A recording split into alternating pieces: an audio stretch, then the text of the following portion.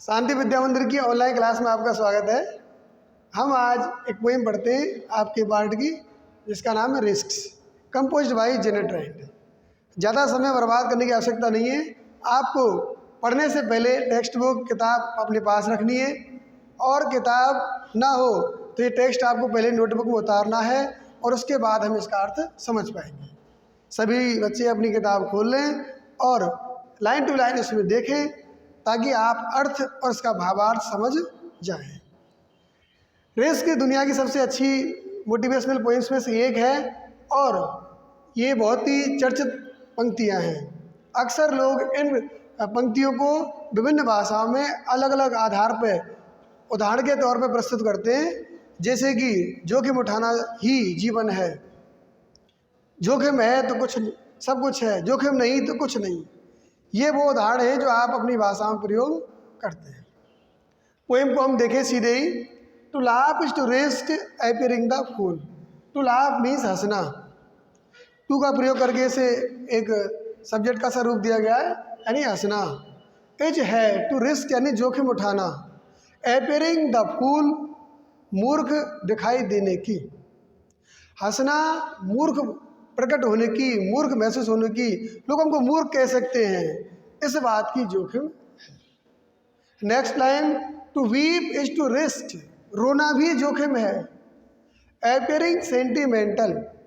Sentimental means भावुक, भावनात्मक आदमी जिसमें बहुत अधिक रोने का विचार ज़्यादा हो, यानी रोने में भी भावुक होने की जोखिम है।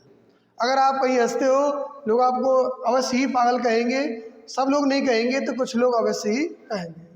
अगर आप हर वक्त रोते हो, तब भी लोग आपको भावुक कहेंगे कि ये हर बात पर रोता है, इससे बात ना की जाए।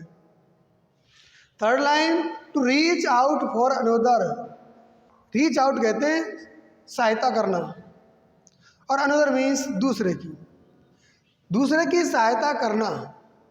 अगर आप किसी समाज में स्वतंत्र रूप से खुले मैदान में किसी की सहायता करते हैं और लोग आपको देखते हैं, तो इज टू रिस्क ये भी जोखिम है। इन्वॉल्वमेंट। इन्वॉल्वमेंट कहते हैं शामिल होना, मतलबी होना, कोई स्वार्थ सिद्धि का भाव होना। अगर आप किसी की सहायता करते हैं तो निश्चित मानिए लोग आपको स्वार्थी होने का या कोई मतलब होने का आरोप भी लगाएंगे।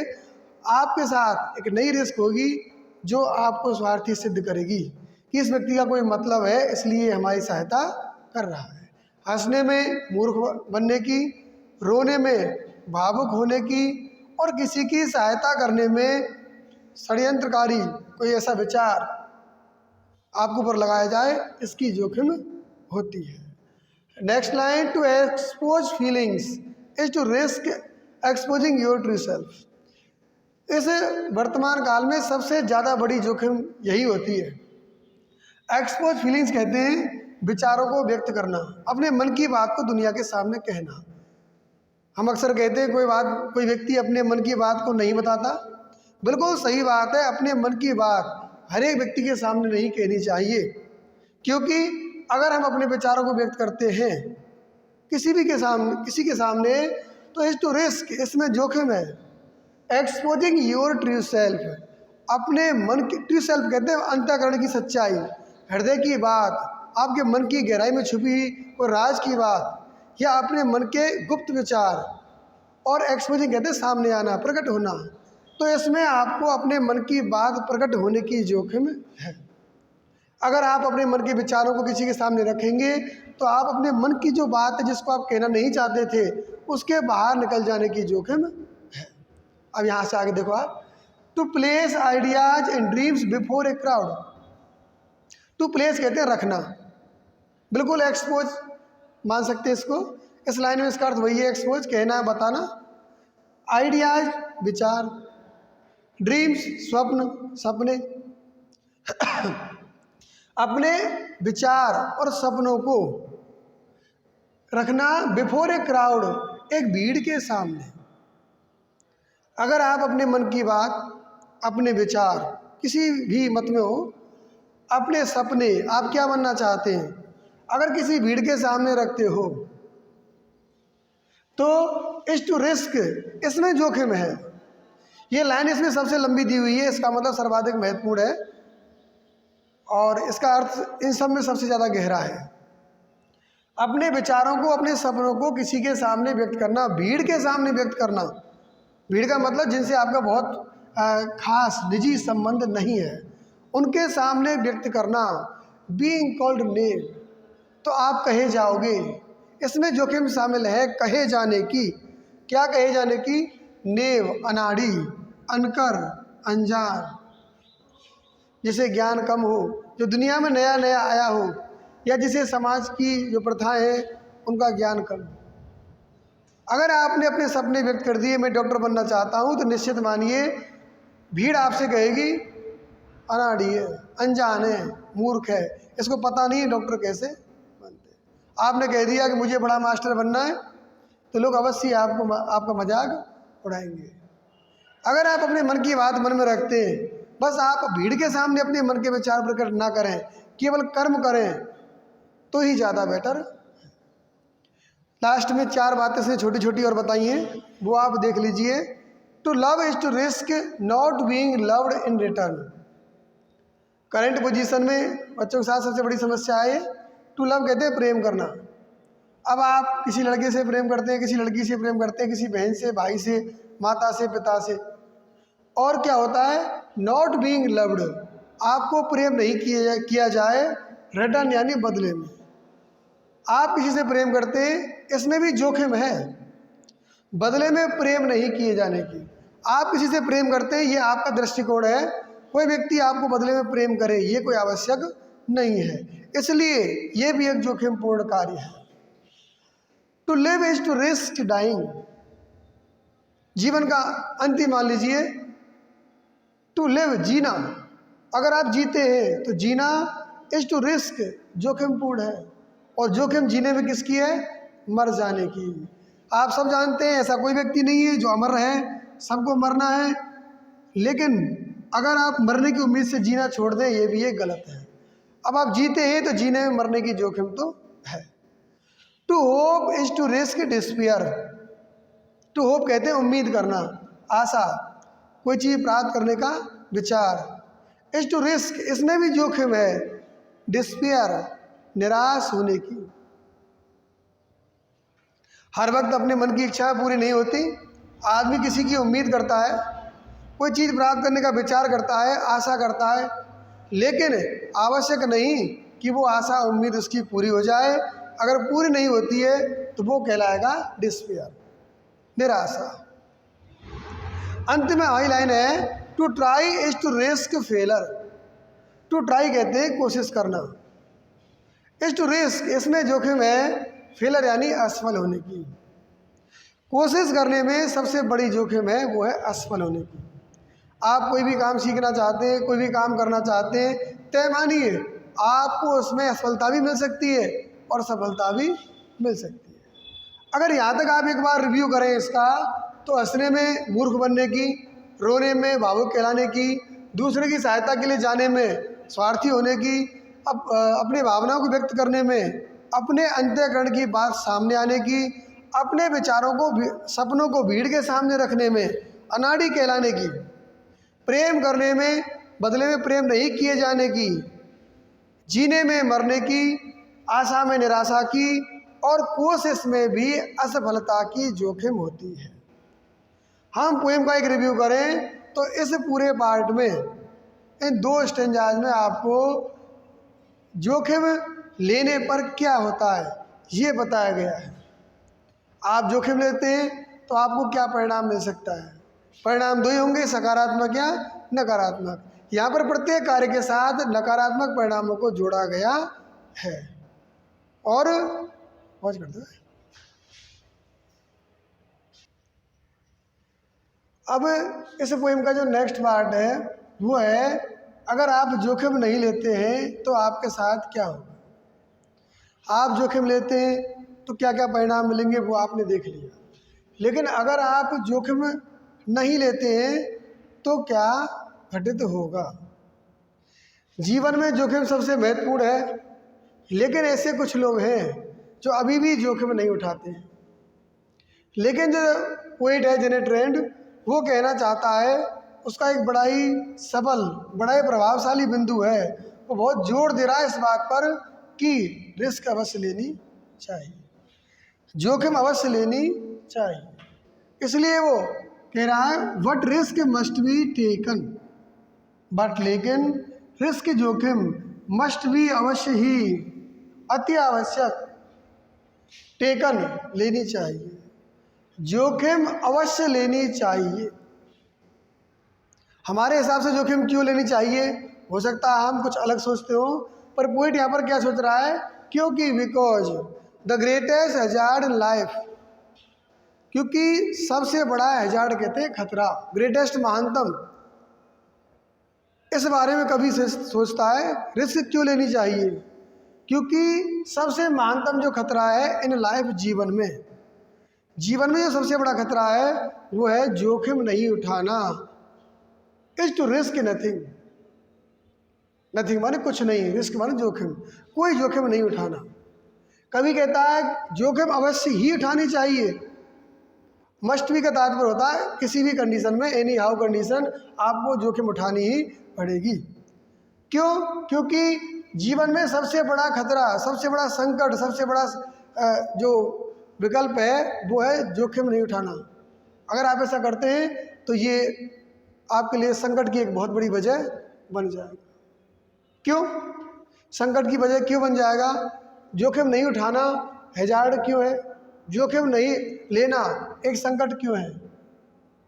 अगली पंक्ति में स्पष्ट कर रहा है वो इस बात को, the person who risks nothing does nothing, has nothing, is nothing and becomes nothing. देखिए आप इस लाइन पर बड़ा ध्यान देंगे, क्योंकि अब तक की 11 वर्षों में ये लाइन कम से कम 4-5 बार व्याख्या के रूप में रिपीट हो चुकी है, और ये इस पोएम की थोड़ी सी अलग हटके लाइन है।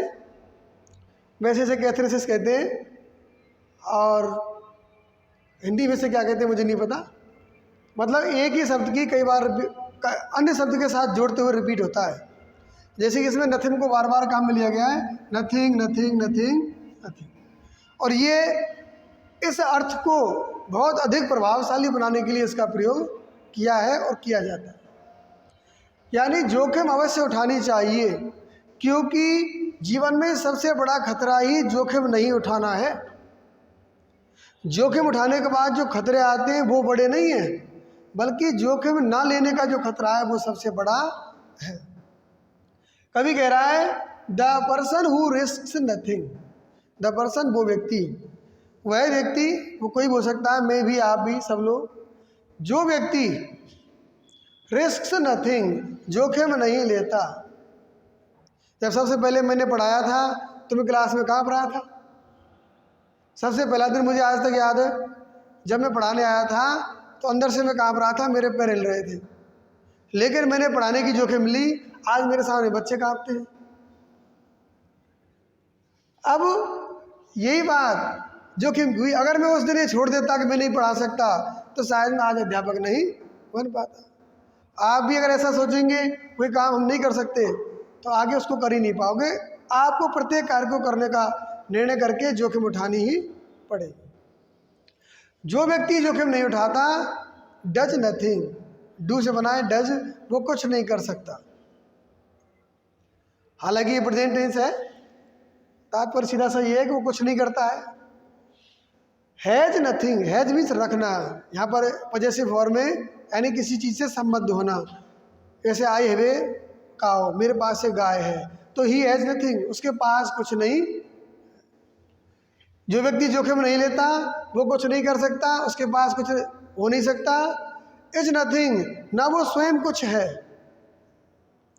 जो जोखिम नहीं उठाता वो कुछ नहीं है। कैसे? ना वो कुछ करता है, ना उसके पास कुछ होता है, ना वह स्वयं कुछ होता है। एंड बिकम्स नथिंग, और ना वो कुछ बन सकता है। इसमें कई बार नथिंग का प्रयोग किया है। इसका तात्पर्य है कि बिल्कुल शून्य, वो व्यक्ति जीवन में नकारात्मक रचना के अलावा कुछ नहीं कर सकता, वो सकारात्मक कुछ भी नहीं कर सकता। बार बार नथिंग, नेगेटिव, नो, नहीं, नो थिंग, कुछ नहीं। जो व्यक्ति जोखिम नहीं लेगा वो कुछ नहीं हो सकता। जब लास्ट में कह दिया बिकम्स नथिंग, वो कुछ कर ही नहीं सकता, बन ही नहीं सकता। देखिए, अब इसका एक लाभ भी है। जोखिम नहीं उठाने का एक क्षणिक लाभ है। कुछ समय के लिए हमें ऐसा लगता है कि जोखिम नहीं उठाना बहुत शानदार काम है। हम सब लोग प्रयास करते हैं, जब भी कोई काम हमें मिलता है तो हम चाहते हैं इस काम से बचें। किसी भी कार्य से बचना भी एक छोटी जोखिम ही नहीं उठाने के बराबर ही है। घर पे हमसे किसी काम के लिए कहा जाता है, हम चाहते हैं किसी प्रकार से बच जाए। कोई कहता है ये काम कर दो, हम पढ़ रहे हैं। ये भी एक बहाना है, बहाने को भी आप जोखिम उठाने से बचने का एक तरीका मान सकते हैं। लेकिन लाभ क्या है? जोखिम नहीं लेने का एक क्षणिक लाभ है, जो वास्तव में ऊपर से लाभ दिखता है, अंदर से उसमें बहुत बड़ी हानि है। वो देखिए क्या है, दे मे अवॉइड सफरिंग एंड सॉरो। दे यानी वे लोग, और वे लोग कौन है? The person who risk nothing, जो जोखिम नहीं उठाता। यानी यहाँ पर वो लोग जो जोखिम नहीं उठाते हैं, जो आनंद का जीवन व्यतीत करना चाहते हैं। जो लोग जोखिम नहीं उठाते हैं, मे अवॉइड, वो बच सकते हैं। किससे बच जाएंगे? सफरिंग एंड सॉरो, कष्ट दुख। सफरिंग कष्ट, सॉरो दुख। वो व्यक्ति कष्ट और दुखों से बच सकते हैं। कोई कष्ट नहीं, जब कोई काम ही नहीं करेगा तो कष्ट कहाँ से होगा? जब व्यक्ति जोखिम उठाएगा ही नहीं तो कष्ट कहाँ से होगा? बट लेकिन, बट यहाँ पर एक कंडीशन बहुत खतरनाक है। दे, वही लोग, जो लोग जोखिम नहीं उठाते वो कष्टों से दुखों से बच जाते हैं। लेकिन वही लोग कैन नॉट लर्न, कुछ भी सीख नहीं सकते। लर्न यानी सीखना, अनुभव करना, इल्म प्राप्त करना, योग्यता प्राप्त करना। वो कुछ भी सीख नहीं सकते, फील महसूस नहीं कर सकते, मतलब अनुभव नहीं कर सकते। चेंज बदल नहीं सकते, ना खुद को ना दूसरों को ना पूरी दुनिया को। चेंज एक सकारात्मक क्रिएटिव शब्द है, निर्माण करना। वो ना कुछ सीख सकते हैं, ना कुछ महसूस कर सकते हैं, ना कुछ बदल सकते हैं। ग्रो, ना बढ़ सकते हैं ना बढ़ा सकते हैं। लव, ना किसी से प्रेम कर सकते हैं। और लिव, अंत में ये मान लीजिए वो जी ही नहीं सकते, वो अपना जीवन जी नहीं सकते। जो लोग कष्टों को दुखों से बचना चाहते हैं और रिस्क नहीं लेते हैं, वो लोग अपने जीवन में कुछ नहीं कर सकते। They can do nothing such as the poet says that they can not learn, ना तो वो सीख सकते। दे कैन नॉट फील, वो महसूस नहीं कर सकते। दे कैन नॉट चेंज, वो बदल नहीं सकते। दे कैन नॉट ग्रो, वो बढ़ नहीं सकते, बढ़ा नहीं सकते। दे कैन नॉट लव, ना वो प्रेम कर सकते हैं। दे कैन नॉट लिव, यहाँ तक कि वो जी भी नहीं सकते। उनका जीवन व्यर्थ है, बेकार है। अब जोखिम उठाने में कुछ लोगों का एक दृष्टिकोण है अलग अलग, और वो जोखिम को नहीं उठाने का, जोखिम से बचने के बहाने बनाते हैं। और ऐसे बहाने बनाने वाले लोगों को कवि ने क्या कहा है? देखिए, कवि कहता है चेंड बाई देयर सर्टिट्यूड, चेंड बंधे हुए, कतई बद्ध, जैसे किसी को हथकड़ी लगा दी जाए, किसी को बांध दिया जाए। और यहाँ पर किससे बना है वो? सर्टिट्यूड यानी दृष्टिकोण, मन की धारणा, विचार, नजरिया। अपने दृष्टिकोण से, अपने नजरिए से, अपने सोचने के तरीके से एक बंधा हुआ आदमी। जो लोग अपने दृष्टिकोण से बंधे हुए हैं कि मुझे जोखिम नहीं लेनी, दे आर स्लेव्स। स्लेव्स कहते हैं गुलाम, दास, नौकर। दे आर स्लेव्स, वो गुलाम हैं, वो जाल में फंसे हुए हैं, वो जीवन के पिंजड़े में फंसे हुए हैं। जो अपने दृष्टिकोण से बंधे हुए हैं, जोखिम नहीं उठाने के, वो सब लोग गुलाम हैं। कवि कहता है वो सब कौन है? गुलाम। यानी ऐसे लोगों की तुलना कवि ने गुलामों से की है, दासों से की है। दे हैव फॉरफिएटेड देयर फ्रीडम, गुलाम या दास कौन होता है? जो अपनी आज़ादी को खो देता है, जो अपनी आज़ादी को दूसरे को सौंप देता है। तो बिल्कुल दे हैव फॉरफिएटेड, फॉरफिएट कहते हैं जब्त करना, खो देना, लॉस्ट। उन्होंने गवा दी है, उन्होंने खो दी है, उन्होंने सौंप दी है देयर फ्रीडम, अपनी आज़ादी, उन्होंने अपनी आज़ादी गवा दी। Only a person who risk is truly free. आप इसे कंक्लूजन कह सकते हैं। ये पूरी पोएम का सार है, पूरी कविता का एक निष्कर्ष है, और पूरी जो पोएम की बातें हैं वो बस इसी लाइन पर आधारित है कि अब जोखिम नहीं लेना और जोखिम लेना, जोखिम लेने के परिणाम, जोखिम नहीं लेने के परिणाम। जो व्यक्ति जोखिम लेता है वो, और जो व्यक्ति जोखिम नहीं लेता है वो, इन सब में श्रेष्ठ कौन है? अब यहाँ पर कवि कह रहा है सबसे श्रेष्ठ व्यक्ति कौन है? ओनली ए पर्सन, केवल वही व्यक्ति, केवल एक व्यक्ति।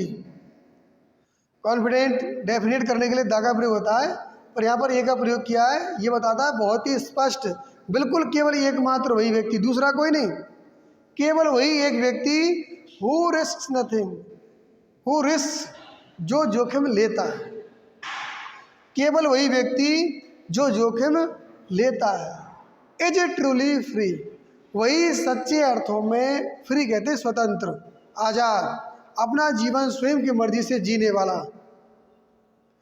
जो व्यक्ति जोखिम लेता है वही वास्तविक अर्थ में, सच्चे अर्थों में एक सच्चा स्वतंत्र व्यक्ति है। यानी आप उसमें 3 पार्ट देखें। सबसे पहला टू लाभ से शुरू होता है और ट्राई तक खत्म होता है, यानी हंसने से लेके और जोखिम उठाने तक की जितनी बातें, हंसना, रोना, सहायता के लिए जाना, अपने विचारों को प्रस्तुत करना और उम्मीद करना, प्रेम करना, आशा करना और कोशिश करना, ये समस्त थीम जो है उनके परिणाम दिए हुए हैं। अगली पंक्ति में उसने कहा जोखिम क्यों उठानी चाहिए। जो जोखिम नहीं उठाता उसके साथ क्या होता है? अच्छे अर्थ में। जो जोखिम नहीं उठाता उसके लिए बुरे अर्थ में क्या होता है?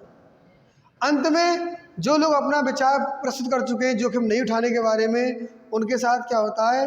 और वास्तव में स्वतंत्र कौन है, इसको अंत में समझाया है। जो जोखिम लेता है वही अपने सच्चे अर्थों में स्वतंत्र व्यक्ति है। पूरी पोएम को आप पढ़ेंगे। अगले टॉपिक में हम आपको इसके क्वेश्चन आंसर और इसकी एक्सप्लेनेशन हम आपको समझाएंगे। 2 मिनट के लिए मैं आपको समझा देता हूँ, ये आपको बोर्ड के पेपर में किस प्रकार से आती है। आपको बोर्ड के पेपर में पोएम के 2 पार्ट हैं, क्वेश्चन आंसर और एक्सप्लेनेशन। यानी आपको पोएम के 2 क्वेश्चन आएंगे, वो होंगे 30 से 40 शब्द के,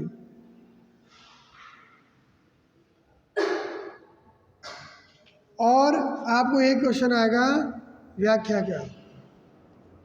ये भी आपको लगभग 100 वर्ड में करनी है आपको। यानी ये पोएम में से क्वेश्चन आंसर होंगे और ये होगी आपको व्याख्या। यानी ये आपको 2.5 नंबर के हैं 2, और जो एक्सप्लेनेशन है वो आपको 4 नंबर की है 1, यानी 5 और 4, कुल आपको ये 4 पंक्तियाँ जिनको पढ़ाने में लगभग 10 दिन का समय लगता है, ये पूरे 9 नंबर की है।